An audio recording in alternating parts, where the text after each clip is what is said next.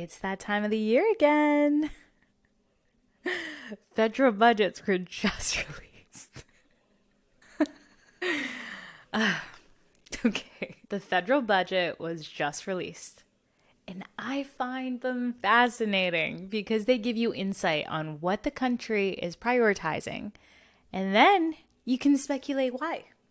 Because there's official reasons and unofficial reasons. But in this year's federal budget, I learned that Canada's brain drain problem is actually much worse than I thought. This episode is going to explain Canada's recent move to increase your taxable capital gains from 50% to 66%. That's 2/3 of your gains. I'm going to talk about where I think this comes from, the official reasonings, and all the unofficial speculations, and where I think this is going to lead. And to preface, I'm not an economist. I just really love reading about politics and economic policies. So this is a safe space. So for context, I grew up in Canada where I heard the phrase brain drain get tossed around quite a bit. And it makes me wonder if Americans know of it or hear it being discussed in the same way. Brain drain is basically the loss of human capital, especially with people that are highly skilled or highly intelligent. And in this era, it usually means people that have a lot of technical skills. So people that can build, or even people that understand how to sell. Because these are the people that are likely to create and innovate and build markets around them. So brain drain is a loss of these people, typically because they move somewhere else. But now that I think of it, maybe the effects do exist in the US. Like, I'm thinking state to state, like people moving from the Midwestern states to the coastlines, or city to city, like people moving from Portland to Seattle, or maybe even like rural to urban, moving from like the countryside to the nearest big city.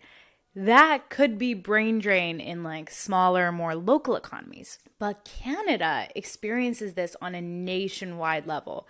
So quite literally, people moving from Canada to elsewhere. And that's highly problematic for a lot of reasons. Having a chunk of your most talented, most intelligent, highly technical and skilled people move elsewhere has an objectively negative impact on your economy. And for a lot of Canadians, this just means moving south of the border to the United States. And there's so many reasons for this. One of them is better pay. For the same level job, like as a entry-level software engineer, you could easily make double being based out of the United States compared to Canada. One of my friends worked at a big tech company based here in SF and then moved back to Toronto during COVID. That move meant that she was making 60% of her original salary. And this is the same job, same company, same position. Nothing else changed except for the fact that she was being based out of Canada. That pay cut is just a reflection on how much talent being based out of Canada is worth. It's the same talent, but they can get away with paying you a lot less money just because you're based in Canada. Another reason is your purchasing power. The US dollar goes way further. Your American dollar is worth $1.40 in Canada. And it used to be better, but it hasn't been in a really, really long time. But I think this applies comparing the American economy to a lot of different countries. Your American dollar will just go a lot further, and you're getting more of it if you have better pay. Another is lower cost of living. I think city to city, rent prices can vary a lot, and you see that across Canada just as you see it across the United States. So excluding that very highly varying category, if you just look at the basics of everyday living, you're paying half the price for a lot of things just in the US. I'm talking milk and eggs and gas. quite literally, nearly every weekend growing up, from my hometown, which was about 20 minutes from the border of the United States, we would go down to the nearest Costco, which was an hour drive from my house, and buy groceries there every single weekend. And a lot of people did this too. All my neighbors, people in my school, it was like very normal that people are driving an hour south to America to buy milk, eggs, gas, and whatever else you need because it would be nearly half the price. And these low prices were so incentivizing that my parents, and I know a lot of other families, would wait up to 2 hours at the border to enter the country. And that's just like traffic. Because every time you cross the border, you talk to one of the border patrol agents. And they just, ask you why you're going to the country, when you'll be back, et cetera, et cetera. But with the lineups of the traffic going in to the United States and then in the evening of the same weekends, going back into Canada, there'd be 2 hours each way. So in total, with the drive time and peak rush hours, that's a 6-hour round trip that you're just waiting in your car or driving. But you're spending that time in your car. And so don't ask me if the economics of doing that make a lot of sense, but the lower prices were so incentivizing that my family and many others made that trek every single weekend. So yeah, everyday cost of living is way cheaper in America. And you have a lot more consumer brands and goods. So there's also that. But another reason is more job opportunities in the US. There's markets that exist in the US that just don't in Canada, or they're very, very small. And another is lower tax, income tax, sales tax, capital gains tax. Virtually every domain of taxes is much lower in the United States. So to summarize it so far, you're getting better pay. You're paying less money. Your dollar goes further in other countries, including your home country. You're paying less in taxes. And lastly, it's easy to move. It's relatively easy to move. And this is comparing to the relations of every other country. Because of the NAFTA agreement, it's quite easy as a Canadian to get a visa and work in the United States.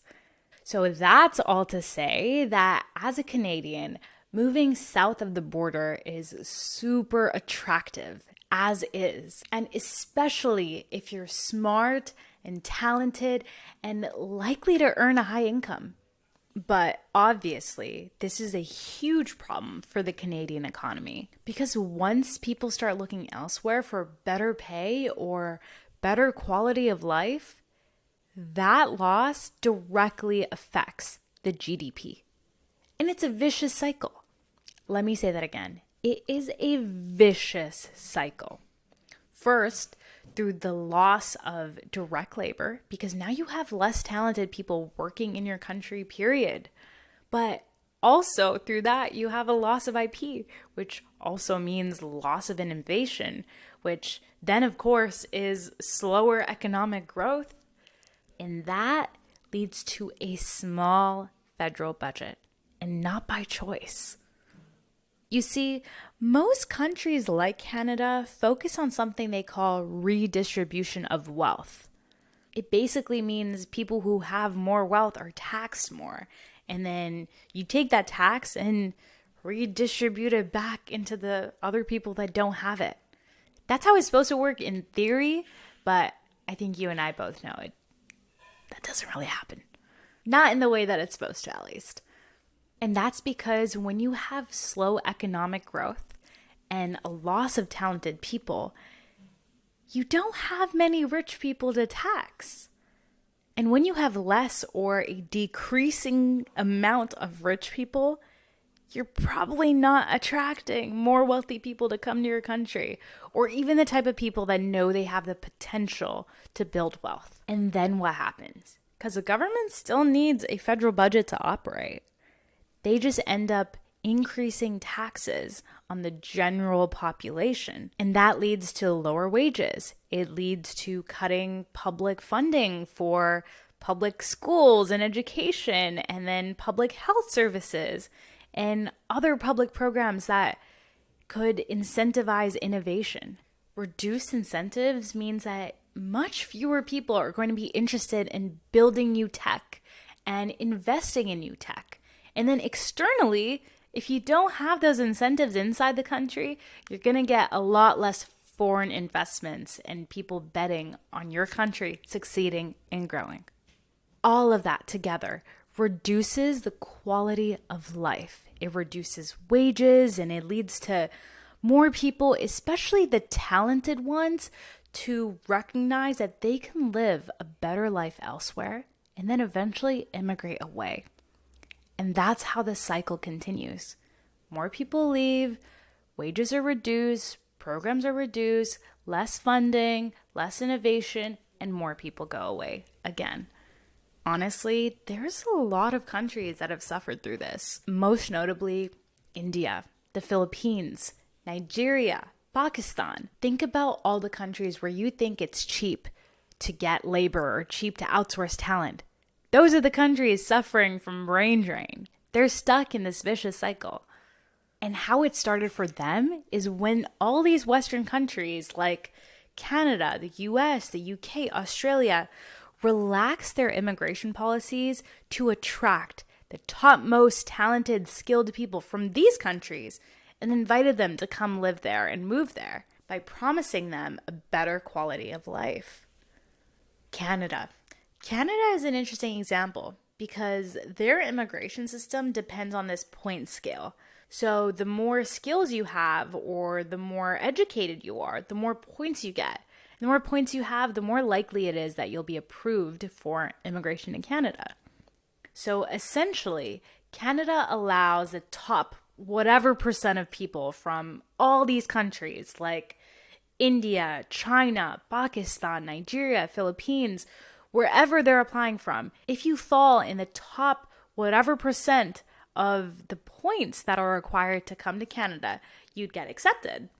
And because of these mass waves of immigration to Canada, those other countries lose their top human capital, their top talent, and then they suffer from brain drain.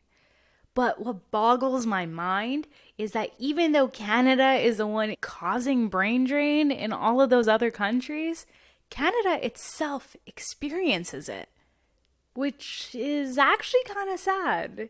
Because think about it. The people that Canada attracts into its own country are highly skilled.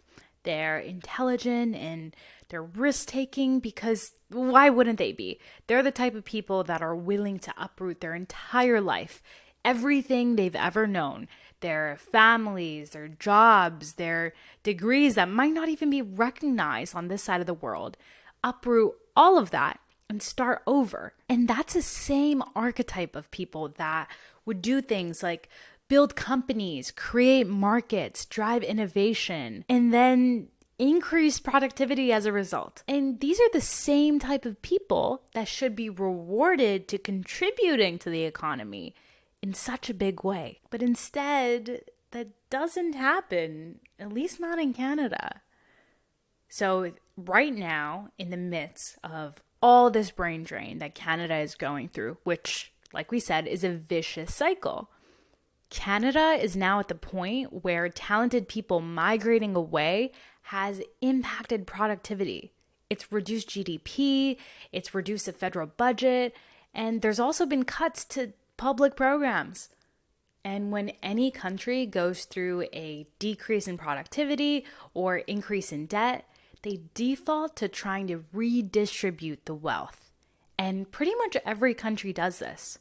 But the way Canada has chosen to do it starting this fiscal year, so April 1st of this year, 2024, has been to increase the amount that your capital gains are now taxable from 50%, which is already a ridiculously high number compared to so many developed countries, to 66%, which is 2/3 of your capital gains that can be taxed. And honestly, it's caused quite a bit of outrage. But the way that Canada has defended this is by saying it's going to generate $19 billion over the next 5 years, and also that not many people would be affected. And those are just the official reasonings. I also watched this interview with the Prime Minister where he basically defended the change by saying that young people deserve to own homes and that this capital gains tax is going to allow them to balance the economy.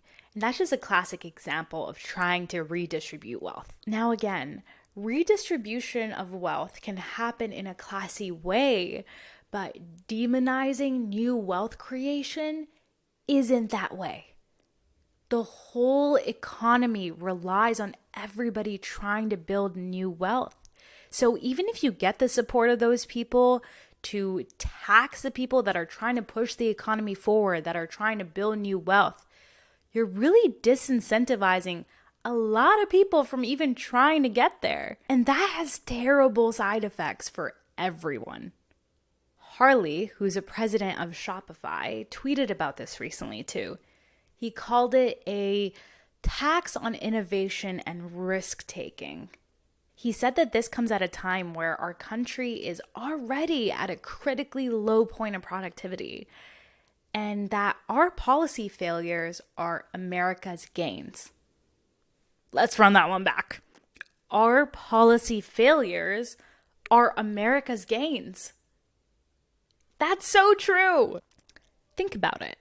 Canada spends all these resources trying to attract the best of the best from all those other countries to come to Canada with the promise that they'll live a better life contributing to the Canadian economy. And then it takes the top of that crop and disincentivizes them from building in Canada. Entrepreneurs, investors from tech or any industry already aren't in the best place to succeed in Canada because of smaller markets, higher cost of living, and just general lack of opportunities. And now for the few that make it, the few that get the big payout after years and years of hard work and years of building, you're left with being taxed on 2/3 of it? That's not very attractive. That's not going to feel like a reward. And if you're this highly skilled, highly talented person that recognizes this, it's really easy to just go down to the south of the border where you're wanted, you're rewarded, and there's a lot more money, more opportunity, more support, and a lot more potential to succeed. You might actually make it and reap the rewards. And we all know that under NAFTA, coming into the US to access opportunities is much easier compared to other countries. Sounds like an easy win-win to me. At this point, Canada basically acts as a funnel for top talent, top skilled people to immigrate directly from their country to the United States, with a quick stopover in Canada first. Canada spends all these resources attracting these highly skilled people with the promise of a better life. And then for the top of that subset of the people to have an easier time moving to the US instead, where they can actually try to build their wealth. And that's my theory on the Great Canadian Brain Drain.